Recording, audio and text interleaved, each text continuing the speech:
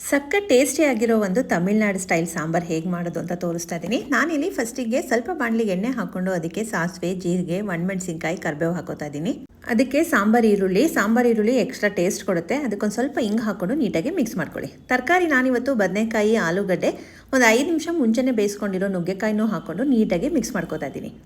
ಅದಕ್ಕೆ 1 ಟೊಮೊಟೊ ಹಣ್ಣು ಮತ್ತು 1-2 ವಿಷಲ್ ಕೂಗಿಸ್ಕೊಂಡಿರೋ ತೊಗರಿಬೇಳೆನೂ ಹಾಕ್ಕೊಂಡು ನಿಮಗೆ ಕನ್ಸಿಸ್ಟೆನ್ಸಿಗೆ ಎಷ್ಟು ಬೇಕೋ ಅಷ್ಟು ನೀರು ಹಾಕಿ ಕುದಿಯೋಕೆ ಇಟ್ಬಿಡಿ.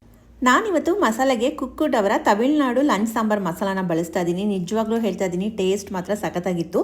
ಉಪ್ಪು, ಹುಳಿ, ಖಾರ 3 ಇದರಲ್ಲೇ ಇರೋದ್ರಿಂದ ನೀವು ಎಕ್ಸ್ಟ್ರಾ ಉಪ್ಪಾಗಲಿ ಅಥವಾ ಹುಣಸೆಹಣ್ಣು, ಖಾರ ಏನೂ ಹಾಕೋ ಅವಶ್ಯಕತೆ ಇಲ್ಲ. ಒಂದು 4 ಸ್ಪೂನು ಮಸಾಲೆನ ಹಾಕ್ಕೊಂಡು ನೀಟಾಗಿ ಮಿಕ್ಸ್ ಮಾಡ್ಕೊಂಡು 5 ನಿಮಿಷ ಕುದಿಸಿದ್ರೆ ಆಯಿತು, ಸಾಂಬಾರು ರೆಡಿ ಆಗುತ್ತೆ. ಲಾಸ್ಟಿಗೆ 1 ಸ್ಪೂನ್ ತುಪ್ಪ, ಮೇಲ್ಗಡೆ ಕೊತ್ತಂಬರಿ ಸೊಪ್ಪು ಹಾಕಿದ್ರೆ ಸಖತ್ತಾಗಿರೋ ಒಂದು ತಮಿಳ್ನಾಡು ಸ್ಟೈಲ್ ಸಾಂಬಾರು ರೆಡಿ ಆಗುತ್ತೆ. ಪೇಜ್ನ ಟ್ಯಾಗ್ ಮಾಡಿರ್ತೀನಿ, ನಿಮಗೂ ಏನಾದ್ರು ಬೇಕಾದರೆ ವೆಬ್ಸೈಟಿಗೆ ಹೋಗಿ ಪರ್ಚೇಸ್ ಮಾಡ್ಬೋದು. Thank you.